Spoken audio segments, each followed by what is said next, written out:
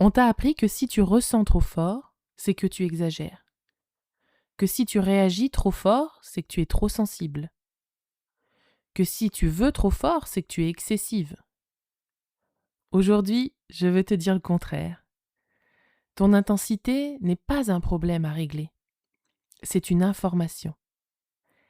Et ton corps sait exactement quoi en faire si tu arrêtes d'avoir honte et si tu arrives à te détacher du regard des autres. Bienvenue dans Mystère Sacré du Corps, le podcast qui t'aide à écouter ton corps sans te prendre la tête et à changer de vie en douceur. Ici, on parle de kinésio, d'émotions, de charge mentale, de transformation personnelle et de ces petits signaux que ton corps t'envoie quand il en a marre que tu fasses semblant que tout va bien. Je suis Julie, kinésiologue, maman, entrepreneur et grande exploratrice du lien entre le corps, l'énergie et la vraie vie. Si tu ressens l'envie de ralentir, de te réaligner ou de créer une vie plus juste pour toi, sans tout envoyer valser du jour au lendemain, alors tu es exactement au bon endroit. Installe-toi confortablement, respire un coup et laisse ton corps te parler.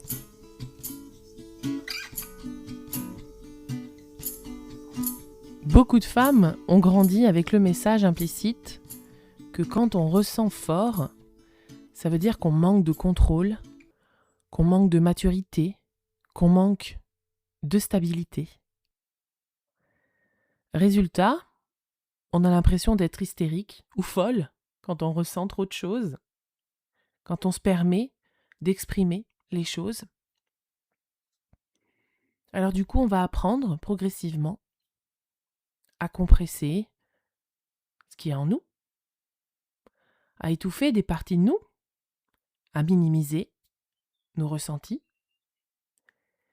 et, évidemment, à s'excuser d'être aussi intense.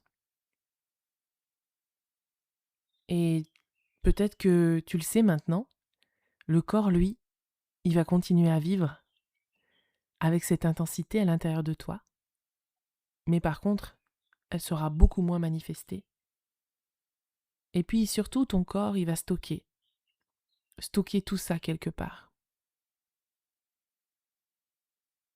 Et puis peut-être qu'un jour ça va ressortir, peut-être jamais. Et la façon dont ça va ressortir, bien souvent, on n'a plus la main mise dessus.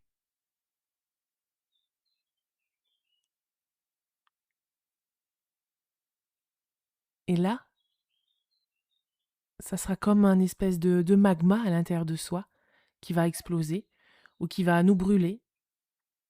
Et puis là encore, plus autour de nous, on va encore moins nous comprendre. Et c'est là qu'on va passer pour une folle ou pour je ne sais quoi d'autre, parce que tu vas les mettre dans un inconfort aussi en face. Et là tout de suite, je te dis que c'est pas de ta faute et c'est pas à toi de culpabiliser. Parce que face à une colère ou face à des émotions fortes, des pleurs, des cris, eh bien souvent en face, on ne sait pas comment réagir. Ça nous renvoie à notre propre émotion à l'intérieur, et celle peut-être que nous aussi, on étouffe.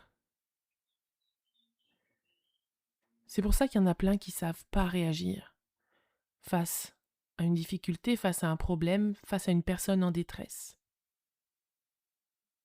On va essayer de calmer en disant c'est pas grave, arrête, c'est bon, c'est pas grave, arrête de pleurer. Ou alors calme-toi. Et tout ça, c'est des injonctions, des façons de fonctionner que on impose, alors parfois aux enfants, parfois aux adultes. Et finalement, ça nous aide absolument pas. D'ailleurs, si à toi on te dit calme-toi, est-ce que ça va t'aider?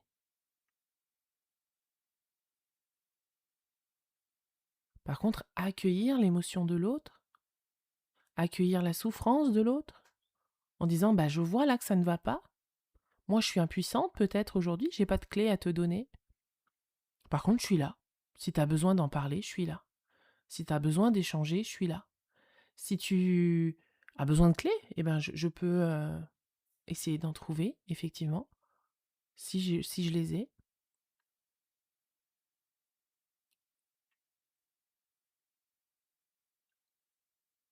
Et c'est pour ça que je disais que tu vas les mettre dans un inconfort, mais parce que ça va générer chez eux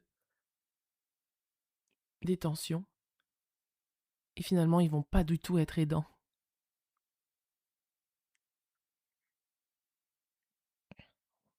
Et là, je te parle évidemment des moments où l'émotion, elle est disproportionnée par rapport à la situation apparente. Peut-être que ça t'est arrivé plein de fois. Moi, ça m'arrive, alors, je parlerai plutôt au passé, ça m'arrivait souvent dans les files d'attente. Alors peut-être que j'ai un problème dans les files d'attente, mais euh, souvent, des gens étaient excédés par ma présence, juste parce que j'étais dans la file d'attente, et manifestaient beaucoup de colère envers moi. Même si j'étais dans mon bon droit, on va dire, puisque j'ai volé la place de personne, je me suis mise là. Des gens qui sont arrivés après moi n'étaient pas contents d'être derrière moi. Et du coup, ça m'a beaucoup questionné pendant longtemps, effectivement. Ça m'a attristé, mis en colère. Et leur réaction était vraiment disproportionnée par rapport à ce qui se passait réellement. Et alors j'ai employé des stratégies physiques, c'est-à-dire que dans les files d'attente, par exemple à la caisse du magasin, je faisais passer volontairement des gens devant moi pour contrebalancer. Peut-être que dans d'autres vies, je suis passée devant tout le monde et que du coup, bah, aujourd'hui, je répare ça. Mais tu vois que ça me ramenait à moi aussi des choses dans mes émotions. Donc d'une part, je faisais passer volontairement ces gens devant moi. Quand aujourd'hui, on me propose de passer souvent devant les autres. Et je suis toujours un peu gênée de dire oui ou non. Et maintenant, j'accepte plus volontiers. Et si tu veux, je me suis rendu compte aussi que ça faisait appel à des choses en moi. Leur grande réaction, du coup, moi, je savais pas gérer. J'avais l'impression d'être la victime. Mais si tu sais, si on se met dans ce cercle, hein, victime, bourreau, sauveur, ça veut dire qu'on est forcément dans les autres pans aussi. Et du coup, j'ai cherché des moyens de travailler sur moi, non pas pour éviter des situations comme ça, mais pour rétablir l'équilibre. En disant peut-être que je suis passée devant les autres, peut-être que je prends trop de place, peut-être que. Le but n'était pas de me conformer à ce qui se passait autour de moi, évidemment, mais encore une fois, de rétablir cet équilibre, cette justesse qu'on cherche partout, hein, dans tous les pans de notre vie, et qui va, comment dire, permettre aussi d'être dans cet alignement avec soi. Je te donne un autre exemple, c'est quand les larmes aussi arrivent sans prévenir. C'est-à-dire que tu peux voir des choses émouvantes et pleurer, il n'y a pas de souci. Mais quand d'un coup, en fait, tu te mets en colère, puis après tu pleures, puis après tu vois, il y a tout ça qui sort, et tu sais même pas pourquoi tu pleures. Et bien là, c'est qu'à l'intérieur, justement, il y a quelque chose qui ne va pas chez toi. Dans le sens où toi, tu es déjà dans le débordement, dans ce feu intérieur qui est trop puissant, dans cet excès. C'est déséquilibré, et puis c'est comme si ce feu cherchait à sortir parce qu'il y a une émotion. Ah, on va passer en même temps, comme ça, ça nous permettra de soulager le corps. Donc tu vois, c'est un peu ce mécanisme qui se passe. Et c'est pour ça aussi que quand des fois il y a des conflits, souvent moi je propose aux gens, avant de parler aux gens avec qui on est en conflit, c'est de faire des lettres symboliques. Alors ça, j'en ai déjà parlé plein de fois dans le podcast. Mais le projet n'est pas d'éviter de dire des choses. Le projet, c'est vraiment de dégager cet émotionnel en trop. Et en le faisant, on va permettre ensuite de dire les choses telles qu'elles sont. Et on s'aperçoit que finalement, alors les choses peuvent être mal prises, peu importe la façon dont on le dit. À partir du moment où on dit des choses, il y en a qui se sentent tellement remis en question que du coup, eh bien, pour eux, c'est impossible de prendre en considération un autre avis que le leur. Bon, bah ça, laissez tomber, hein, j'ai envie de dire, on peut pas faire grand-chose. Mais quand on va libérer de l'émotionnel et pouvoir dire les choses telles qu'elles sont, factuellement, concrètement, là, on se rend compte que bien souvent, sauf exception, comme je l'ai dit, bien souvent, eh bien, on va pouvoir rentrer dans le dialogue. Parce que moi, je vois un peu ce dialogue-là, sans ce travail préliminaire d'apaisement de l'émotionnel, de sortie émotionnelle, eh bien, je vois un peu comme justement un volcan qui explose, et puis il y a toute la lave qui s'écoule en même temps, oui, de ce que tu es en train de dire. Et comment le message va être perçu en face? Une énorme coulée de lave, quand ça t'arrive dessus, t'as pas trop envie d'être à l'écoute, hein. T'as plutôt envie de partir, ou t'as plutôt envie de mettre, je sais pas, des protections pour éviter de recevoir tout ça. Alors que si, quand tu t'exprimes, il n'y a plus cette coulée de lave, cette explosion, tout ça, là, le message, il n'y a que le message du coup. Il n'y a pas l'émotionnel avec. Donc tu vois, c'est hyper intéressant euh, d'être dans cette analyse, dans cette observation. Encore une fois, on ne se prend pas la tête. Le but là est vraiment de s'observer et puis de voir, sans culpabiliser, comment on réagit face à des situations qui peuvent nous paraître injustes aussi, comme je le disais dans l'exemple, mais aussi de se rendre compte que parfois, on s'excuse de trop ressentir. On s'excuse d'être comme on est. On s'excuse euh, de certaines choses qui, en fait, correspondent à des besoins, à des manifestations de partie de nous-mêmes, mais qui, en fait, ne sont que des expressions de besoin. Alors évidemment, là, je ne te parle pas à partir du moment où tu vas faire du mal à d'autres. Évidemment que là, il faut aller se faire suivre par la médecine. Moi, je te parle de ton quotidien où l'émotionnel est vraiment trop fort pour toi, encore une fois, parce que si tu fais la cocotte minute, le problème, c'est que au passage, tu emmagasines beaucoup, la cocotte minute explose. Alors que si tu te permets justement cette évolution, euh, cette sortie émotionnelle régulière, eh bien là, oui, on est face à quelque chose de plus serein et de plus fluide. Je pense que tu en conviendras de ça. Et tu vois, on me parlait d'une petite fille qui a explosé là en fin d'année. Il y a eu beaucoup de choses. Alors, beaucoup de choses. Il y a eu des événements de la vie, évidemment, et puis il y a eu un changement de maîtresse dans l'année, en fin d'année. Et cette petite fille a beaucoup regretté le changement de maîtresse, de l'ancienne maîtresse, même si quand je l'ai eu en séance et quand je lui ai posé la question, eh bien, elle me disait que ça allait, même si la maîtresse criait beaucoup, ça allait quand même. Mais elle regrettait beaucoup son ancienne maîtresse. Et en fin d'année, là, la maman me disait qu'elle avait complètement explosé, a balancé des trucs dans sa chambre, claqué la porte, balancé des jouets, balancé des coussins, les peluches, tout a explosé dans la chambre, il y en avait de partout, c'était vraiment le bazar. À crier que c'était injuste, tout ça. Et ça, ce qui a déclenché ça, c'est juste le fait que la maman demandait à faire les devoirs. Alors oui, la fin d'année, on peut dire qu'on peut laisser tomber les devoirs, mais il restait encore des petits devoirs à faire. Donc du coup, la maman avait dit on fait les devoirs ce soir. Et on voyait que la petite fille ne voulait pas les faire, trouvait ça injuste, tout ça. Mais en fait, il y avait tellement de passifs avec ça que du coup, ça a explosé à ce moment-là.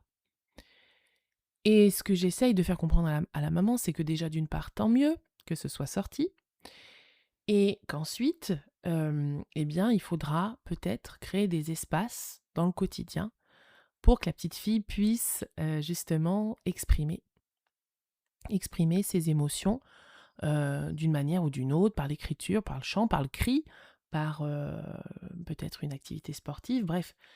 Il y a plein de choses à mettre en place en fonction des personnes. Et là, je te donne l'exemple d'une petite fille de 7 ans, mais on est, en étant adulte, on est toujours dans le schéma. Alors peut-être que nous, on va moins fracasser des objets, balancer des trucs dans la chambre, mais par contre, on peut se mettre dans des émotions très très fortes. On va essayer de les contrôler parce que quand même, je suis adulte moi maintenant.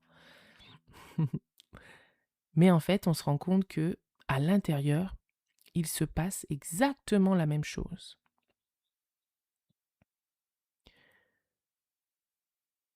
Donc cette émotion intense que tu ressens, c'est souvent une information qui cherche à être entendue, pas forcément évacuée. Mais ton émotion de départ, elle est là, elle te manifeste quelque chose, elle t'informe de quelque chose. Et quand on est face à ces émotions fortes, on ne sait pas trop quoi en faire justement. On ne sait pas trop si on doit se faire traverser, si on doit contrôler, si on doit euh, libérer quelque chose. Eh bien moi je te dirais justement qu'il faut différencier une intensité saine qui va nous traverser et nous libérer, et une intensité compressée qui va tourner en boucle en nous et qui va nous épuiser.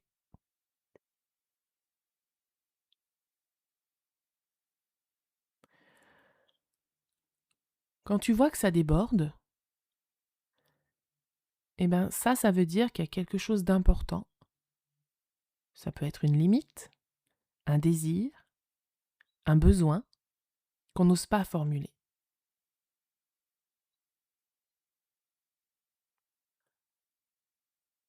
Et tu vois que souvent, on fuit cette intensité comme si on avait peur de nous-mêmes. Et d'ailleurs, quand je propose dans des stages, d'ailleurs comme dans Magma, qui arrive bientôt, quand je propose dans des stages, parfois ça fait peur d'aller voir ces parts d'ombre. Ou alors on ne veut pas aller les voir parce qu'on est une bonne personne. Et en fait, parce qu'on a peur de nous. On se dit, mais comment je vais réagir? Si je travaille une blessure, je ne sais pas, d'abandon, de rejet, comment je vais réagir? J'ai tellement de peine par rapport à ça. Et tu vois, dans la retraite Maria Mysteria, là, que j'ai organisée au mois de mai, eh bien, c'est pareil. On travaille cette douceur, on a travaillé beaucoup cette douceur intérieure, cet amour de soi. On a fait plein de choses qui ont permis justement d'être en paix, un peu plus en paix avec soi, un peu plus légère. Et pourtant, ça a créé parfois des réactions très très fortes, très très intenses. Mais une fois que c'est passé, ça a libéré complètement les personnes. Alors, il y en a qui ont crié, qui ont hurlé. Il y en a qui ont pleuré un jour, 2 jours. Et après, ça s'est arrêté. Mais tu vois, c'est se dire qu'est-ce qui va se passer après. Et puis, il y en a peut-être qui ont retenu encore des choses. On ne peut pas tout faire en 4 jours. Mais encore une fois, celles qui se sont permis de sortir ça, alors elles étaient dans un cadre sécurisé évidemment, j'étais avec elles, il y avait le groupe qui était très important justement, même si ça a pu faire peur à certaines, quand là, il y en a une justement qui a crié très très fort pendant un petit moment. Mais ensuite, la personne, elle a commencé à transformer sa vie, tout doucement.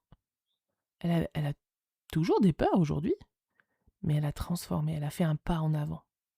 Elle a lâché, elle a laissé tomber des choses par cette émotion forte. Alors qu'encore une fois, si tu es dans une intensité intérieure,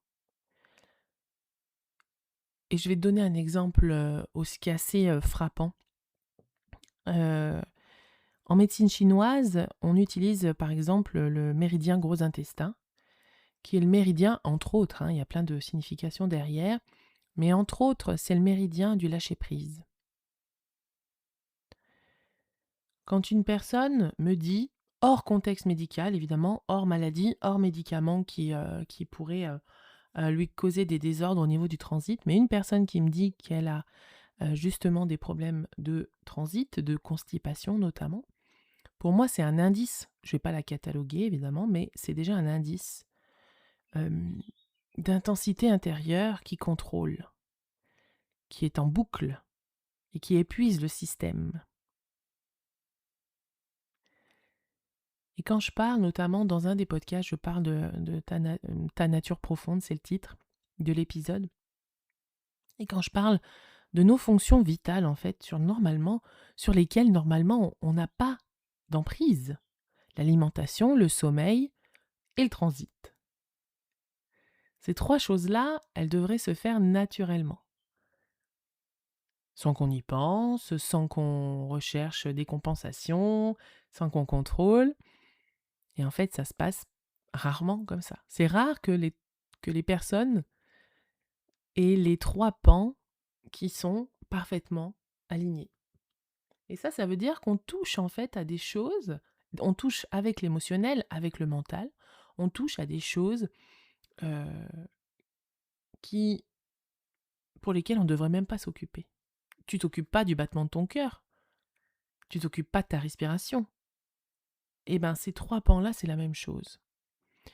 Et si jamais un des trois pans, ou les trois, ou le deux, est touché, eh bien ça veut dire pour moi que on est justement dans cet émotionnel fort qui commence à prendre le pouvoir sur le corps, qui commence, le mental aussi, ça peut être tout à fait le mental, et revenir à des fonctions vitales autonomes, c'est pour moi un grand signe de libération intérieure, émotionnelle et mentale aussi. Donc tu vois, ton corps, il est vraiment boussole, c'est vraiment le corps boussole qui va nous permettre de nous rendre compte de qu'est-ce qui se passe à l'intérieur.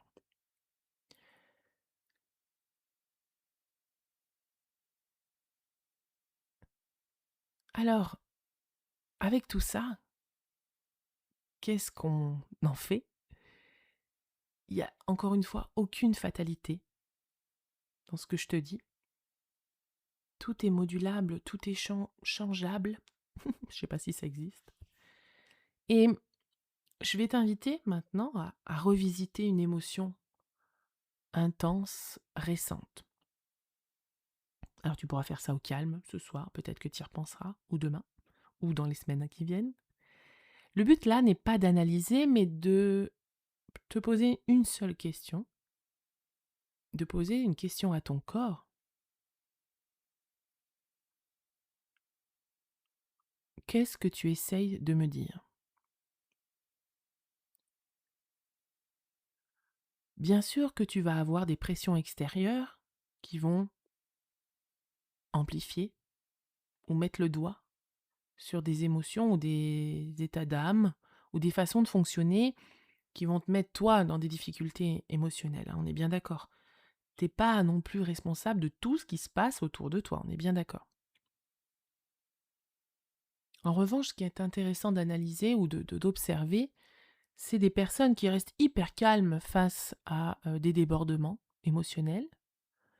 Et puis d'observer aussi celles qui sont dans l'hyper-inconfort.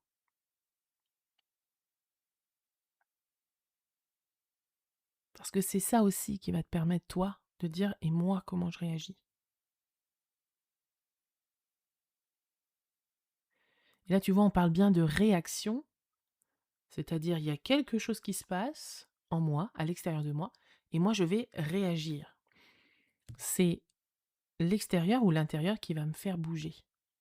C'est pas moi qui décide d'agir, je réagis. Et souvent, dans les personnes que j'accompagne, il y a ça. il y a ce truc de dire que je subis. Je subis des choses extérieures qui me contraignent au silence, qui me contraignent à moins d'euphorie, parce que ça peut être aussi dans le positif, hein. Là, je te parle des émotions fortes comme la colère, la tristesse, les pleurs, mais ça peut être aussi dans l'euphorie. Dans mon entourage, moi aussi, j'ai déjà entendu des gens dire: «Oh, mais calme-toi, hein», alors qu'on était trop contente ou que les enfants étaient trop contents. «Mais il y a pas besoin de surréagir, il y a pas besoin de réagir comme ça et tout». Mais qu'est-ce que ça peut faire? Laisse-le ou laisse-la faire. Donc tu vois, c'est toujours cette notion de comment je me positionne moi. Quand on a beaucoup de ressources intérieures, quand on sait ce qu'on vaut, quand on a confiance en soi, eh bien on va être beaucoup moins dans cette réaction, on va être dans cette action.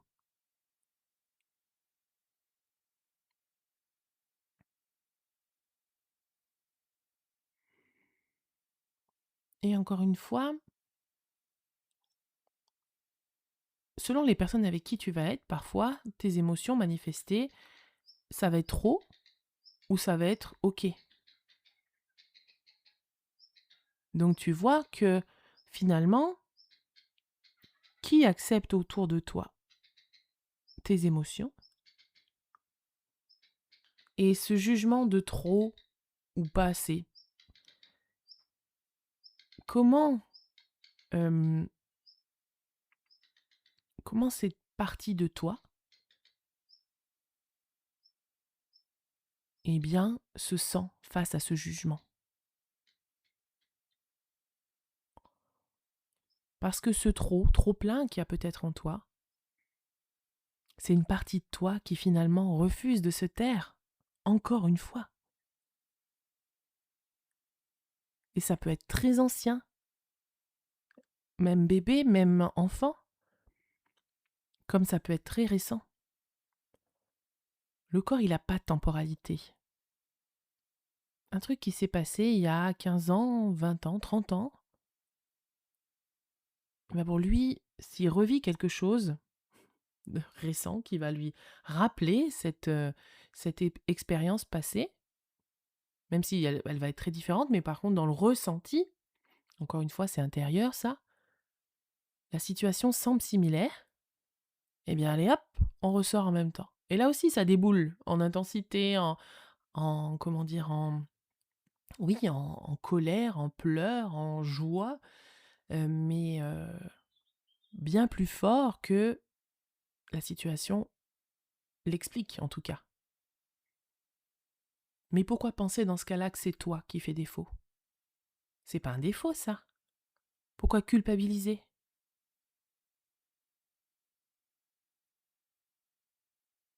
Ça signale juste que en toi, il y a des choses qui se passent, il y a un magma qui bouillonne et qu'il est temps de s'en occuper. Parfois, laisser l'intensité s'exprimer change quelque chose en profondeur. Et j'ai envie de te laisser avec une question. Qu'est-ce que tu retiens en toi en ce moment?